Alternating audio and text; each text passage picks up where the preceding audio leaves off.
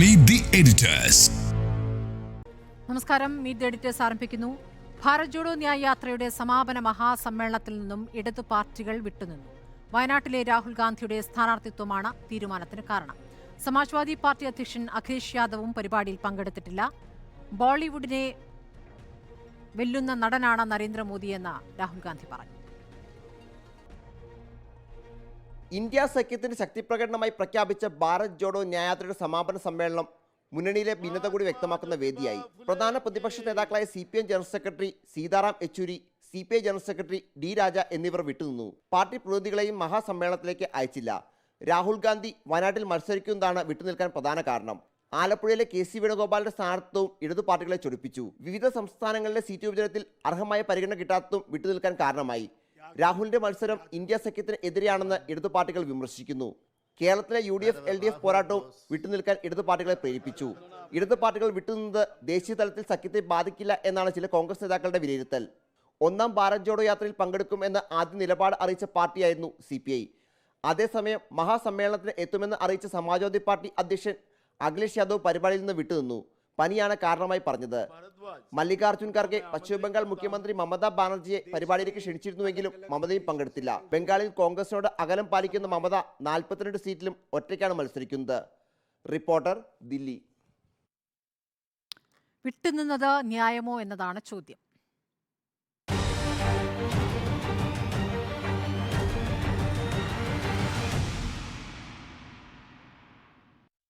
ഈ ന്യായ് യാത്രയിൽ ഇപ്പോൾ രാഹുൽ ഗാന്ധി ഒന്ന് സംസാരിക്കുന്നുണ്ടെന്ന് അല്പസമയം കൊടുത്ത ശേഷം നമുക്ക് ചർച്ചയിലേക്ക് വരാം. जैसे यात्रा से मैसेज निकला, हिंदुस्तान के दिल से मैसेज निकला, नफरत के बाजार में मोहब्बत की दुकान खोलो, ये हमारे सब महापुरुषों ने कहा है. गांधी जी ने कहा, बुद्ध भगवान ने कहा, नफरत के बाजार में मोहब्बत की दुकान खोलो. ये हमारे सब महापुरुषों ने कहा है. गांधी जी ने कहा, बुद्ध भगवान ने कहा, राम जी ने कहा, यही कहा. अगर राम का, बुद्धा का एक ही मैसेज है, नफरत के बाजार में मोहब्बत की दुकान खोलो. धन्यवाद. രാഹുൽ ഗാന്ധി യാത്രയിലുടനീളം പറയുന്ന സ്ഥിരം വാചകമാണ് അല്ലേ?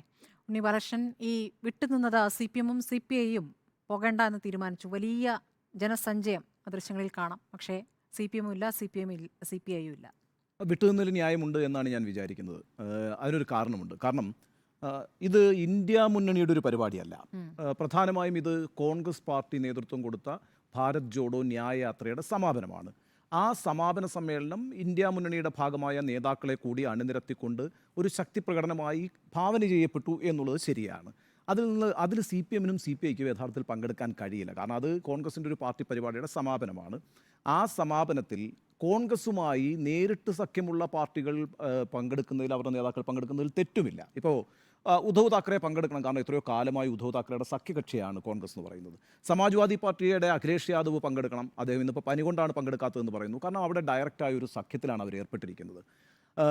RJDയുടെ തേജസ്വി യാദവ് പങ്കെടുക്കണം. കാരണം അവിടെ കോൺഗ്രസുമായി അവർക്ക് സഖ്യമുണ്ട്. അപ്പോൾ നമ്മൾ പറയും ഈ സഖ്യങ്ങളിലൊക്കെ ചില സഖ്യങ്ങളിലെങ്കിലും CPM-ഉം ഇല്ലേ എന്ന്. ശരിയാണ്. ഇപ്പോൾ ബീഹാറിൽ RJD നേതൃത്വം കൊടുക്കുന്ന സഖ്യത്തിൻ്റെ ഭാഗം തന്നെയാണ് CPM. പക്ഷേ അവിടെ RJDയുമായിട്ടാണ് CPM-ൻ്റെ സഖ്യം എന്ന് പറയുന്നത്. കോൺഗ്രസുമായിട്ടുള്ള സഖ്യമല്ല ഉള്ളത്. കോൺഗ്രസ് ആ സഖ്യത്തിലെ ഒരു പാർട്ട് മാത്രമാണ്. ഇപ്പോൾ നമുക്ക് തമിഴ്നാട്ടിലേക്ക് വന്നാൽ ഒരു നല്ല ഉദാഹരണമുണ്ട്. കാരണം തമിഴ്നാട്ടിൽ DMK-യുമായിട്ടുള്ള മുന്നണിയിൽ CPM അംഗമാണ്. CPM-ൻ്റെ 2 MP-മാർ തമിഴ്നാട്ടിൽ നിന്ന് വിജയിച്ചു വന്നിട്ടുണ്ട്. അതേ മുന്നണിയുടെ ഭാഗമാണ് മുസ്ലിം ലീഗിൻ്റെ രാമനാഥപുരത്തു നിന്നുള്ള MP-യാണ് നവാസ് ഖാനി. ആ മുന്നണിയുടെ ഭാഗമായിട്ടാണ് CPM-ഉം മുസ്ലിം ലീഗും തമിഴ്നാട്ടിലുള്ളത്. അതുകൊണ്ട് കേരളത്തിൽ CPM-ഉം ലീഗുമായിട്ട് സഖ്യമില്ലല്ലോ. ആ അർത്ഥത്തിൽ മുന്നണിയുടെ ഭാഗം എന്ന് പറയുന്നത് കോൺഗ്രസുമായി ബന്ധപ്പെട്ടല്ല നിൽക്കുന്നത്. ഇന്ത്യ മുന്നണി എന്ന് പറയുന്നത് ഒരു ആശയമാണ്. ഇപ്പോൾ നോക്കൂ, 1989 അന്നത്തെ രാജീവ് ഗാന്ധി സർക്കാരിനെ താഴെ ഇറക്കിക്കൊണ്ട് പുതിയൊരു സർക്കാരിനെ ഇന്ത്യ അധികാരത്തിലേറ്റി. അത് VP സിംഗിൻ്റെ നേതൃത്വത്തിലുള്ള ഐക്യമുന്നണി നാഷണൽ ഫ്രണ്ടിൻ്റെ സർക്കാരായിരുന്നു അല്ലേ, NF നാഷണൽ ഫ്രണ്ടിൻ്റെ സർക്കാരായിരുന്നു. ആ സർക്കാരിനെ പിന്തുണച്ചതാരാണ് പുറത്തു നിന്ന്? BJP-യാണ്. ആ സർക്കാരിനെ CPM-ഉം CPI-യും ഒക്കെ പിന്തുണച്ചിട്ടുണ്ട് പുറത്തു നിന്ന്. അതിൻ്റെ അർത്ഥം CPM-ഉം CPI-യും BJP-യും തമ്മിൽ സഖ്യമാണ് എന്നല്ലല്ലോ. അന്ന് കോൺഗ്രസിനെ പുറത്തു നിർത്തുക എന്നുള്ളതായിരുന്നു ഏറ്റവും പ്രോഗ്രസീവായ ഒരു രാഷ്ട്രീയ നിലപാട്. അതിൻ്റെ ഭാഗമായിട്ടാണ് CPM-ഉം CPI-യും ഒക്കെ അന്ന് VP സിംഗിനെ പിന്തുണച്ചത്. 91-ൽ നരസിംഹറാവു സർക്കാർ അധികാരത്തിൽ വന്നു. 96-ൽ ഐക്യമുന്നണി സർക്കാരാണ് പിന്നെ അധികാരത്തിൽ വരുന്നത്. ആ ഐക്യമുന്നണി സർക്കാരിനെ പിന്തുണച്ചത് ആരാണ്? CPM-ഉം CPI-യും ഒക്കെയാണ് പുറത്തു നിന്ന് പിന്തുണച്ചത്. എന്തിനാണ്? അന്ന് കോൺഗ്രസിനെ പുറത്താക്കാനാണ്. കാരണം ഈ ലിബറലൈസേഷൻ പോലുള്ള നയങ്ങൾക്കെതിരായിട്ട് വലിയ സമരങ്ങൾ നടത്തിക്കൊണ്ടിരിക്കുകയാണെന്ന് കമ്മ്യൂണിസ്റ്റ് പാർട്ടികൾ ഇന്ത്യയിൽ. അപ്പോൾ ആ സർക്കാരിനെ പുറത്തു നിർത്താൻ വേണ്ടിയിട്ട് തന്നെയാണ് CPM-ഉം CPI-യും ഒക്കെ അന്ന് ഐക്യമുന്നണി സർക്കാരിനെ പിന്തുണച്ചത്. അതിനകത്ത് ഓഫ് കോഴ്സ് CPI ആ മുന്നണി സർക്കാരിൻ്റെ ഭാഗമായിരുന്നു. ഇപ്പോൾ ദേവഗൗഡ മന്ത്രിസഭയിൽ ഇന്ദ്രജിത് ഗുപ്ത ആഭ്യന്തരമന്ത്രിയായിരുന്നു, ചതുരാനന്ദ് മിശ്ര പിന്നെ കാർഷിക മന്ത്രിയായിരുന്നു. എന്നാൽ 2004 വരുമ്പോൾ കോൺഗ്രസിനെ അധികാരത്തിലേറ്റാനാണ് ഇടതുപക്ഷം തീരുമാനിച്ചത്. എന്തിനാണ് കോൺഗ്രസിനെ അധികാരത്തിലേറ്റാൻ തീരുമാനിച്ചത്? 6 വർഷം നീണ്ട വാജ്പേയി ഭരണത്തിന് ശേഷം വീണ്ടും ഒരിക്കൽ കൂടി BJP അധികാരത്തിൽ വന്നാൽ രാജ്യത്തിൻ്റെ സ്ഥിതിയും ചരിത്രവും ജനാധിപത്യവും ഒക്കെ അപകടത്തിലാകുമെന്നറിയുന്ന ഇടതുപക്ഷം UPA മന്ത്രിസഭയെ പിന്തുണച്ചു. പക്ഷേ UPA മന്ത്രിസഭയെ പിന്തുണച്ചത് എങ്ങനെയാണ്? പുറത്തു നിന്നാണ് പിന്തുണച്ചത്. UPയുടെ മുന്നണിയുടെ ഭാഗമായിരുന്നില്ല ഇടതു പാർട്ടികൾ. അവിടെ ലെഫ്റ്റ് കോർഡിനേഷൻ സമിതിയായിരുന്നു ഉണ്ടായിരുന്നത്. ആ 2 പേരും കൂടി UPA ഒരു ബ്ലോക്കായിട്ട് നിൽക്കുന്നു, ലെഫ്റ്റ് ഫ്രണ്ട് ഒരു ബ്ലോക്കായിട്ട് നിൽക്കുന്നു. അതിനിടയിൽ ഒരു ഏകോപന സമിതി ഉണ്ടായിരുന്നു. എന്നാൽ കോൺഗ്രസിൻ്റെ ഒരു സുപ്രധാന നയവ്യതിയാനം സംഭവിച്ചപ്പോൾ 2008 ആ സർക്കാരിലെ പിന്തുണ CPM പിൻവലിക്കുകയാണ് ചെയ്തത്. ഈ 1-2-3 എഗ്രിമെൻറ്റ് വരുന്നു, ഇന്ത്യയും അമേരിക്കയും തമ്മിൽ ആണവ കരാറിൽ ഒപ്പുവയ്ക്കാൻ പോകുന്നു. അതിനെതിരായിട്ട് പിന്നെ നിലപാടെടുത്തുകൊണ്ട് ഇടതുപക്ഷം പിന്നോട്ട് പോവുകയാണ് ചെയ്തത്. എന്നാൽ 2014 ശേഷം രൂപപ്പെട്ടു വന്നിരിക്കുന്ന ഒരു രാഷ്ട്രീയ സാഹചര്യമുണ്ട്. ആ രാഷ്ട്രീയ സാഹചര്യത്തിൻ്റെ ചരിത്രപരമായ അനിവാര്യതയാണ് ഇന്ത്യ മുന്നണി എന്ന് പറയുന്നത്. അതൊരു രാഷ്ട്രീയ ആശയമാണ്. അത് കോൺഗ്രസുമായിട്ടുള്ള ഐക്യപ്പെടലല്ല. CPM-നോ CPI-ക്കോ ഇന്നത്തെ രാഷ്ട്രീയ സാഹചര്യത്തിൽ കോൺഗ്രസുമായി ഐക്യപ്പെടാൻ കഴിയില്ല. കോൺഗ്രസ് മുന്നോട്ട് വയ്ക്കുന്ന രാഷ്ട്രീയത്തിന് ഘടകവിരുദ്ധമായ ഒരു രാഷ്ട്രീയ ചേരിയിലാണ് അവർ നിലയുറപ്പിച്ചിരിക്കുന്നത്. എന്നാൽ ഇന്ന് രാജ്യം അങ്ങേയറ്റം മതാത്മകവും മതാന്ധതയും നിറഞ്ഞ മതേതര വിരുദ്ധമായൊരു രാഷ്ട്രീയ ആശയത്തിന് ബലപ്പെട്ടു വരാനുള്ളൊരു സാഹചര്യം നിലനിൽക്കുമ്പോൾ, അവിടെ പാർലമെൻറ്റിൽ വലിയ ഭൂരിപക്ഷം അവർക്ക് ലഭിക്കാനുള്ള സാഹചര്യം നിലനിൽക്കുമ്പോൾ സ്വാഭാവികമായും അതിനെതിരായ പ്രതിരോധം ഉയർത്തേണ്ടത് പുരോഗമന പക്ഷത്ത് നിൽക്കുന്ന എല്ലാ രാഷ്ട്രീയ പാർട്ടികളുടെയും ബാധ്യതയാണ്. അതുകൊണ്ടാണ് ഇന്ത്യ മുന്നണി എന്നൊരു ആശയവുമായിട്ട് ഇപ്പോൾ പ്രതിപക്ഷ പാർട്ടികളെല്ലാം വന്നിരിക്കുന്നത്. അതിൻ്റെ ഭാഗമാണ് കോൺഗ്രസ്, അതിൻ്റെ ഭാഗം തന്നെയാണ് CPM-ഉം CPI-യും ഒക്കെ. എന്നാൽ CPM-ഉം CPI-യും ഡയറക്റ്റായ ഒരു അലയൻസിൽ കോൺഗ്രസുമായി എവിടെയുമില്ല. ഇപ്പോൾ തേജസ്വി യാദവിൻ്റെ ഒരു വലിയ യാത്ര ബീഹാറിൽ നടന്നിരുന്നു, അല്ലേ, പാറ്റ്നയിൽ നടന്നിരുന്നു. ആ യാത്രയിൽ സ്വാഭാവികമാണ് രാഹുൽ ഗാന്ധി അടക്കമുള്ള നേതാക്കൾ പോയി പങ്കെടുത്തു. കാരണം എന്ന് വെച്ചാൽ എന്താ, RJD-യും അതുപോലെ തന്നെ പിന്നെ കോൺഗ്രസുമായിട്ടാണ് അവിടെ ഐക്യം. ഇപ്പോൾ ചമ്പാ സോർണി ഈ പരിപാടിയിൽ പങ്കെടുത്തുന്ന എന്താ കാര്യം? കോൺഗ്രസും ജാർഖണ്ഡ് മുക്തി മോർച്ചയുമായിട്ടാണ് ജാർഖണ്ഡിൽ സഖ്യം. ഈ രീതിയിൽ ഡയറക്റ്റായിട്ട് കോൺഗ്രസുമായി ഐക്യപ്പെട്ടിട്ടുള്ള രാഷ്ട്രീയ ഐക്യമുള്ള തിരഞ്ഞെടുപ്പ് ഐക്യമുള്ള പാർട്ടികളുടെ നേതാക്കളാണ് ഇന്ന് അവിടെ വന്നിരിക്കുന്നത്. ഇന്ത്യ മുന്നണിയുടെ ഒരു പരിപാടി ആയിരുന്നില്ല ഇന്ന് അവിടെ നടന്നത്. അതല്ലാതെ ഇവിടെ ഇപ്പോൾ വയനാട്ടിൽ ആനി രാജയ്ക്കെതിരെ പിന്നെ രാഹുൽ ഗാന്ധി മത്സരിക്കുന്നതുകൊണ്ടോ, അല്ലെങ്കിൽ ഏകതരി കനൽ തരി എന്ന് പറയുന്ന ആരിഫിനെതിരെ KC വേണുഗോപാൽ മത്സരിക്കുന്നതുകൊണ്ടോ ഒന്നുമല്ല CPM-ഉം CPI-യും അതിൽ പങ്കെടുക്കാതിരിക്കുന്നത്. അവർ ഇന്ത്യ മുന്നണി എന്ന് പറയുന്ന ഒരു ആശയത്തിലാണ് ഒന്നിച്ചു ചേർന്നിരിക്കുന്നത്. അത് കോൺഗ്രസുമായി ഐക്യപ്പെടുന്ന ഒരു രാഷ്ട്രീയമൊന്നുമല്ല. കോൺഗ്രസുമായി ഒരു രാഷ്ട്രീയ ഐക്യം അവിടെ ഉണ്ടായിട്ടില്ല. മറിച്ച് BJP-യുടെ അപകടകരമായ രാഷ്ട്രീയത്തെ പ്രതിരോധിക്കാൻ വേണ്ടി ഉണ്ടാക്കിയിട്ടുള്ളൊരു ആശയമാണ് ഇന്ത്യ മുന്നണി. അതിൻ്റെ ഭാഗമാണ്. അതുകൊണ്ട് ഒരിക്കൽ പോലും ഈ പരിപാടിയിൽ നിന്ന് വിട്ടുനിന്നു എന്ന് പറയുന്നത് ഇന്ത്യ മുന്നണിയെ CPM-ഓ CPI-യോ ദുർബലപ്പെടുത്തുകയല്ല ചെയ്യുന്നത്. അവരവരുടെ രാഷ്ട്രീയ നിലപാടുമായി മുന്നോട്ട് പോകുന്നു. എന്നാൽ രാജ്യം നേരിടുന്ന ഒരു രാഷ്ട്രീയ സാഹചര്യത്തിൽ എല്ലാവരും ഒന്നിക്കേണ്ട ഒരു സാഹചര്യത്തിൽ കൈകോർത്ത് പിടിക്കുന്നു എന്ന് മാത്രമേ ഉള്ളൂ. അതുകൊണ്ട് CPM-നും CPI-ക്കും കോൺഗ്രസിനോട് ശക്തമായി വിയോജിക്കാനുള്ള എല്ലാ പൊളിറ്റിക്കൽ റൈറ്റുമുണ്ട്. അതിൻ്റെ ഭാഗമായിട്ടാണ് അവർ മാറി നിന്നിരിക്കുന്നത്. അതുകൊണ്ട് ന്യായയാത്രയുടെ ഈ ഭാഗമാകാതിരുന്നതിനകത്ത് അവർക്ക് അവരുടേതായ ന്യായങ്ങളുണ്ട് എന്ന് ഞാൻ വിചാരിക്കുന്നു. ശരി, വിട്ടുനിന്നത് ന്യായമോ എന്ന വിഷയത്തിലുള്ള ചർച്ച നമുക്ക് തുടരാം ഇടവേളയ്ക്ക് ശേഷം. വിട്ടുനിന്നത് ന്യായമോ എന്ന ചർച്ച നമുക്ക് തുടരാം. ഡോക്ടർ അരുൺ, CPM-ഉം CPI-യും വിട്ടുനിന്നത് അതിൽ ന്യായീകരണമുണ്ടോ? CPM ഞാനതിൽ ന്യായീകരണം കാണുന്നില്ല. ഞാനത് പറയുന്നത് കുറച്ച് വിശാലമായ അർത്ഥത്തിലാണ്. സ്വാഭാവികമായും കോൺഗ്രസിൻ്റെ ഒരു സഖ്യകക്ഷിയല്ല CPM നേരിട്ട്. അത് ഇന്ത്യ മുന്നണിയുടെ ഭാഗമായ ഒരു സഖ്യകക്ഷി മാത്രമാണ്. ഇന്ത്യ മുന്നണി ഒരു അലയൻസായി, ഒരു പ്രീപോൾ അലയൻസായി ഇനിയും രൂപപ്പെട്ടിട്ടില്ല. അതിപ്പോഴും ഒരു ആശയം എന്ന മട്ടിൽ തന്നെയാണ് നിൽക്കുന്നത്. പക്ഷേ ഒരു ആശയം എന്ന രീതിയിൽ രൂപം കൊണ്ട ഇന്ത്യ മുന്നണിക്ക് ഒരു പക്ഷേ ഇന്നത്തെ ഈ ഭാരത് ജോഡോ ന്യായയാത്രയുടെ സമാപന വേദിയിൽ ഒരു ഗംഭീരമായ ഒരു ശക്തി പ്രകടനമാക്കിയതിനെ മാറ്റാൻ കഴിയുമായിരുന്നു. നിലവിൽ മമതാ ബാനർജി ഇതിൽ പങ്കെടുക്കുന്നില്ല. ഞാൻ മനസ്സിലാക്കുന്നത് അഖിലേഷ് യാദവിന് ചില ആരോഗ്യ പ്രശ്നങ്ങളുണ്ട് എന്നുള്ളത് കൊണ്ട് പങ്കെടുക്കുന്നില്ല. പക്ഷേ CPM-ഉം CPI-യുമാണ് ഇതിൽ വിട്ടുനിൽക്കും എന്നറിയിച്ചിരിക്കുന്നത്. ഇതിൽ വിട്ടുനിൽക്കും എന്നറിയിച്ചിരിക്കുന്നതിനായി പുറത്തു വരുന്ന റിപ്പോർട്ടുകളിൽ പറയുന്ന 2 പ്രധാനപ്പെട്ട കാര്യങ്ങളിലൊന്ന് ഇത് കോൺഗ്രസിൻ്റെ ഒരു പരിപാടിയാണ്, അതുകൊണ്ട് വിട്ടുനിൽക്കുന്നു. രണ്ടാമത്തത് നേരത്തെ പറഞ്ഞതുപോലെ ആലപ്പുഴയിലെയും വയനാടിൻ്റെയും സീറ്റുമായി ബന്ധപ്പെട്ടുകൊണ്ട് അവിടെ രാഹുൽ ഗാന്ധിയും KC വേണുഗോപാലും മത്സരിക്കാനെത്തുന്നത് CPIക്കെതിരെയും CPMനെതിരെയുമാണ് എന്നതുകൊണ്ട്. നോക്കൂ, ഞാനിതിനെ സമീപിക്കുന്നത് കുറച്ചുകൂടി വിശാലമായൊരു കാഴ്ചപ്പാടിലാണ്. ഈ തിരഞ്ഞെടുപ്പിൽ ഏറ്റവും ശ്രദ്ധേയമായ മത്സരം നടക്കാൻ പോകുന്നത് BJP എന്ന് പറയുന്ന പാർട്ടിയും, NDA പോലുമല്ല, BJP എന്ന് പറയുന്ന ഒരു പാർട്ടിയും ഇന്ത്യ മുന്നണി മുന്നോട്ട് വയ്ക്കുന്ന ഒരു ആശയവും തമ്മിലായിരിക്കണം. അതാകണം ഈ തെരഞ്ഞെടുപ്പിൽ ഏറ്റവും പ്രധാനപ്പെട്ട കാര്യം. കോൺഗ്രസിനെ സംബന്ധിച്ച് 2014 44 സീറ്റുകൾ മാത്രമാണ് ഉണ്ടായിരുന്നത്. 2019 ആകുമ്പോഴേക്കും 8 സീറ്റുകൾ മാത്രമാണ് വർദ്ധിക്കുന്നത്, 52 സീറ്റുകൾ.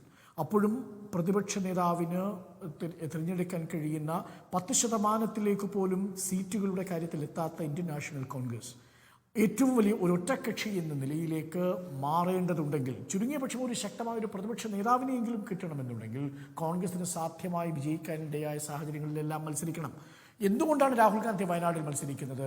എന്തുകൊണ്ടാണ് KC വേണുഗോപാൽ മത്സരിക്കാൻ വരുന്നതിന് കോൺഗ്രസ് മുന്നോട്ട് വയ്ക്കുന്ന ആശയം ഏറ്റവും വലിയ ഒറ്റക്കക്ഷിയാവുക എന്നാണ്.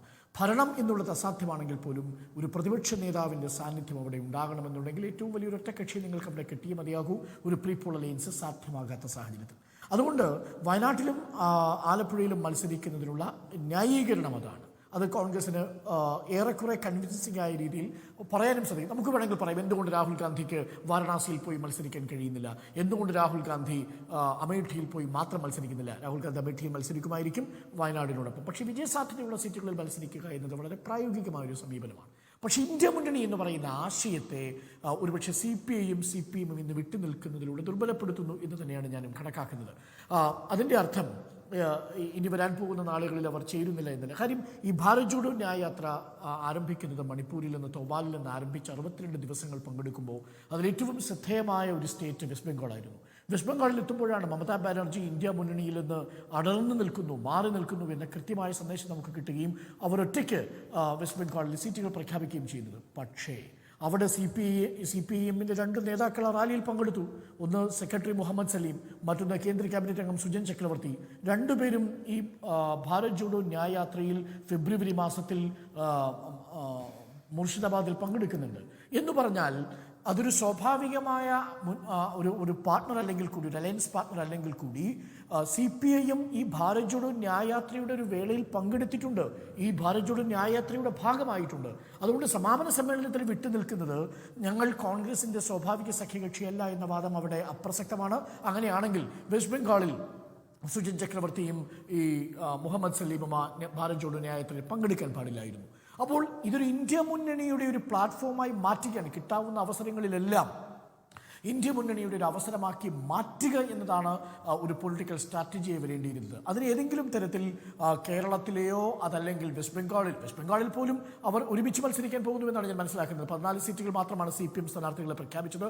ഇപ്പോഴും still doors are open four കോൺഗ്രസിനെ സംബന്ധിച്ച് CPM കൈനീട്ടി സ്വീകരിക്കുന്നുണ്ട് വെസ്റ്റ് ബംഗാളിൽ. അപ്പോൾ കേരളത്തിലെ മാത്രം ഒരു വിഷയം എടുത്തുകൊണ്ട് ഈ ഒരു ഭാരത് ജോഡോ ന്യായയാത്രയിൽ സമാപന സമ്മേളനത്തിൽ പങ്കെടുക്കാൻ കഴിയാതെ പോകുന്നു എന്നുള്ളത് നിർഭാഗ്യകരമാണ് എന്നാണ് ഞാൻ കണക്കാക്കുക. കാര്യം ഇന്ത്യ മുന്നണി എന്ന് പറയുന്ന ഒരു രാഷ്ട്രീയ ആശയം മുന്നോട്ട് വയ്ക്കുന്ന, ഇപ്പോൾ അവർ തന്നെ പറയുന്നത് 5 ന്യായങ്ങളിലൂടെയാണ് ഭാരത് ജോഡോ യാത്ര ഈ കോൺഗ്രസിൻ്റെയും ഇന്ത്യ മുന്നണിയുടെയും ആശയത്തെ കണ്ടെത്തിയിരിക്കുന്നത് എന്നാണ് ജയറാം രമേശ് പറയുന്നത്. അതൊരു പക്ഷേ നരേന്ദ്രമോദിയുടെ ഈ ചാതുർവർണ്ണ്യം എന്ന് പറയുന്ന പുതിയ സങ്കല്പങ്ങൾക്ക് ഏകദേശം സമാനമായ രീതിയിലുള്ള ഒന്നാണ്. യുവാക്കൾ, സ്ത്രീകൾ, ഈ ശ്രമിക്കെന്ന് പറയുന്ന തൊഴിലുറപ്പുമായി ബന്ധപ്പെട്ടവർ, കാസ്റ്റ് സെൻസസുമായി ബന്ധപ്പെട്ട ന്യായം, ഒപ്പം അങ്ങനെ കിസാൻ ന്യായം, കർഷകരുമായി ബന്ധപ്പെട്ട ന്യായം എന്നൊക്കെയാണ്. പക്ഷേ എന്തായാലും ഒരു കാര്യം നമ്മൾ സംബന്ധിച്ച് മനസ്സിലാവൂ, ഇക്കഴിഞ്ഞ നാളുകളിൽ, ഇക്കഴിഞ്ഞ 62 ദിവസവും അതിനു മുമ്പുള്ള 140 ദിവസങ്ങളിലുമായി രാഹുൽ ഗാന്ധി ഭാരതത്തിൻ്റെ തലങ്ങും വിലങ്ങും നടന്ന യാത്ര ഇന്ത്യൻ ജനാധിപത്യത്തിൽ വളരെ അസാധാരണമായ, അടുത്ത കാലത്ത് നമുക്ക് കാണാൻ കഴിയാത്തൊരു രാഷ്ട്രീയ നീക്കമായിരുന്നു.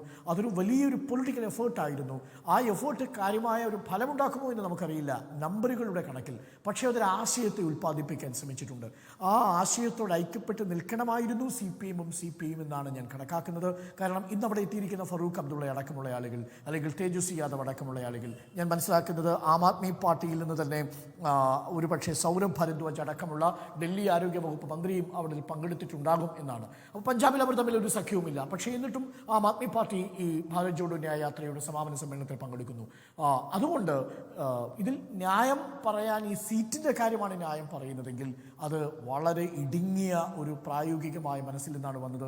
ഇന്ത്യ മുന്നണി എന്ന് പറയുന്ന ഒരു ആശയത്തിനോട് CPM-നും CPI-ക്കും എത്രമാത്രം ആത്മാർത്ഥതയുണ്ട് എന്നത് ഒരിക്കൽ കൂടി തെളിയിക്കുന്നതായി എന്നാണ് എൻ്റെ ഒരു ടേക്ക്. ഞാനതിനെ വിശാലമായ അർത്ഥത്തിലാണ് കാണുന്നത്. അതുകൊണ്ട് സ്വാഭാവികമായ ഒരു അലയൻസ് പാർട്ണർ അല്ല എന്ന വാദം നിൽക്കില്ല. അങ്ങനെയാണെങ്കിൽ ഭാരത് ജോഡോ യാത്ര വെസ്റ്റ് ബംഗാളിൽ വരുമ്പോൾ CPM പങ്കെടുക്കാൻ പാടില്ലായിരുന്നു. അപ്പോൾ അവിടെ പങ്കെടുക്കുകയും സമാപന സമ്മേളനത്തിൽ പങ്കെടുക്കാതിരിക്കുകയും ചെയ്യുന്നതിന് അതൊരു ന്യായമേ അല്ല എന്നാണ് ഞാൻ മനസ്സിലാക്കുന്നത്.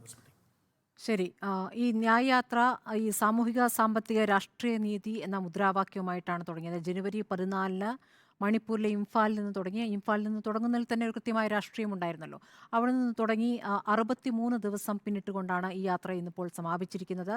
ഈ മുംബൈ ശിവാജി പാർക്കിലെ മെഗാ റാലിയിലുള്ള എത്തിയിരിക്കുന്ന വലിയ ജനസഞ്ചയം എന്നുള്ളത് വലിയ പ്രതീക്ഷ നൽകുന്നതാണ്. അവിടെ എത്തിയിരിക്കുന്ന നേതാക്കൾ ശരത് പവാർ, MK സ്റ്റാലിൻ, ശംബേ സോറൻ, മെഹബൂബ മുഫ്തി, മല്ലികാർജ്ജുൻ ഖാർഗെ, ഫറൂഖ് അബ്ദുള്ള, DK ശിവകുമാർ, രേവന്ത് റെഡ്ഡി, ഉദ്ധവ് താക്കറെ, സാദിഖ് അലി ശിഹാബ് തങ്ങൾ എന്നൊക്കെയാണ് രാഹുലിനും പ്രിയയ്ക്കും കൂടാതെയുള്ള നേതാക്കൾ. അപ്പോൾ ആ ഒരു വലിയ കൂട്ടായ്മ എന്നുള്ള പ്രധാനപ്പെട്ട ഒരു കാര്യമാണ്, പ്രതീക്ഷ നൽകുന്ന ഒരു കാര്യമാണ്. നമ്മൾ നേരത്തെ തന്നെ പലപ്പോഴും ഈ ചർച്ച നടത്തിയിട്ടുണ്ട്. ന്യായ് യാത്ര ഇപ്പോൾ ആവശ്യമായിരുന്നു. കോൺഗ്രസിന് പലപ്പോഴും പ്രതിസന്ധിയിലായ ഒരു ഘട്ടത്തിൽ രാഹുൽ ഗാന്ധി ഇങ്ങനൊരു യാത്രയാണോ നടത്തേണ്ടിരുന്നത്? അങ്ങനെ ഒറ്റയ്ക്ക് നടത്തുന്ന യാത്രയ്ക്ക് പകരം ഇന്ത്യ മുന്നണി എന്ന രൂപത്തിലുള്ളൊരു യാത്രയായിരുന്നെങ്കിൽ അത് കുറച്ചുകൂടി ഫലപ്രദമായിരുന്നേനെ എന്ന് നമ്മൾ പറഞ്ഞിട്ടാണ്. അപ്പോൾ അതിൻ്റെ ഒരു രൂപത്തിലുള്ള ഒരു മിനിയേച്ചറാണ് ഇന്നിപ്പോൾ നടന്നിരിക്കുന്നത്. ആ രൂപത്തിൽ നേതാക്കൾ വന്നു നിൽക്കുന്നു എന്നുള്ളത് ഒരു ശക്തി പ്രകടനമായി തന്നെയാണ് ഞാൻ കാണുന്നത്. പക്ഷേ CPM-നെ സംബന്ധിച്ച് വിട്ടുന്നതിനും CPI-യെ സംബന്ധിച്ച് വിട്ടുന്നതിനും കൃത്യമായ കാരണങ്ങളുണ്ട്. ഇപ്പോൾ അവർ പറഞ്ഞിരിക്കുന്ന ഒരു കാര്യം, ഇപ്പോൾ രാഹുൽ ഗാന്ധി ഇവിടെ കേരളത്തിൽ സിറ്റിംഗ് MP ആണ് എന്നുള്ള കാര്യം മനസ്സിലാക്കാം. അതേസമയം KC വേണുഗോപാലിനെ കേരളത്തിലേക്ക് അയച്ചിരിക്കുന്നത് CPM സീറ്റ് പിടിച്ചെടുക്കാനാണ് എന്നൊരു കാര്യം ഇടത് നേതാക്കൾ പറഞ്ഞു, പരാതിയായി ഉന്നയിച്ചിട്ടുണ്ട്. അതുകൊണ്ട് ഞങ്ങൾ വിട്ടുനിൽക്കുന്നു എന്ന് പറഞ്ഞു എന്നുള്ളതാണ് വാർത്തയായിട്ട് വരുന്നത്. അങ്ങനെയെങ്കിൽ അത് ഒരു പ്രധാനപ്പെട്ട കാര്യം തന്നെയാണ്. കേരളത്തിൽ അത് വിശദീകരിക്കാൻ അവർ ബുദ്ധിമുട്ടുന്ന ഒരു സാഹചര്യമുണ്ട്. അപ്പോൾ CPM-ന് അങ്ങനെ ഒരു ന്യായം പറയാം.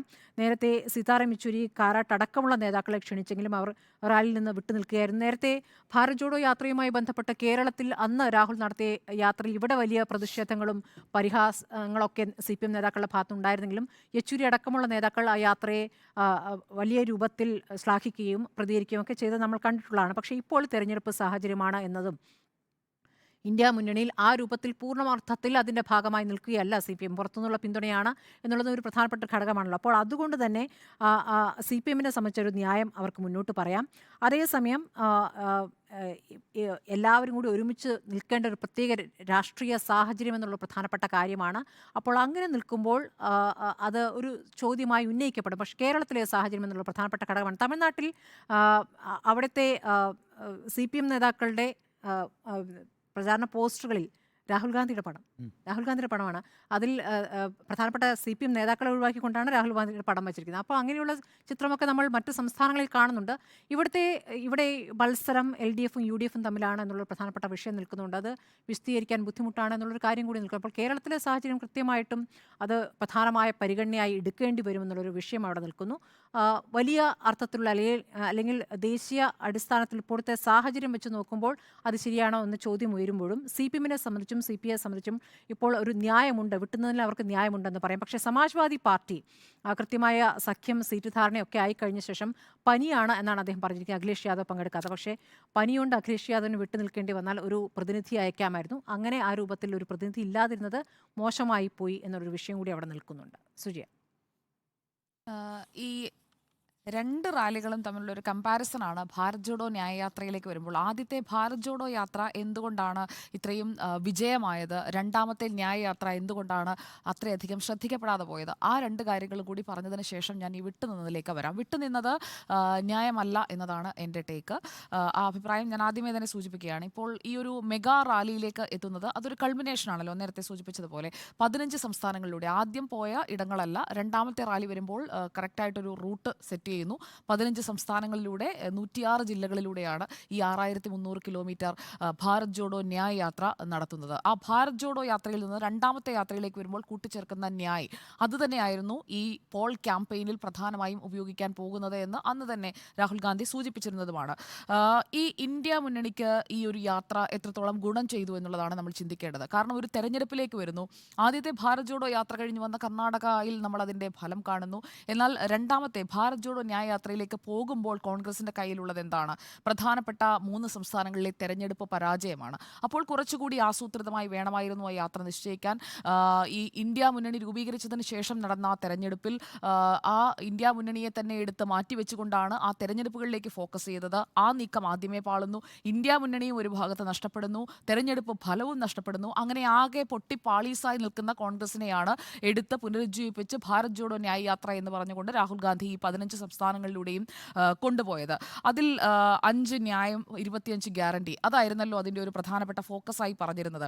ഇപ്പോൾ ഈ തെരഞ്ഞെടുപ്പ് പ്രഖ്യാപിച്ച ശേഷമാണ്, അല്ലെങ്കിൽ അതിൻ്റെ പ്രഖ്യാപിക്കുന്ന ദിവസമാണ് റാലി, ഈ ന്യായ് യാത്ര എൻഡ് ചെയ്യുന്നതും ഇന്ന് അതിൻ്റെ സമാപന സമ്മേളനം നടക്കുകയും ചെയ്യുന്നത്. അപ്പോൾ ഇന്നത്തെ ദിവസത്തിനൊരു പ്രാധാന്യമുണ്ട്.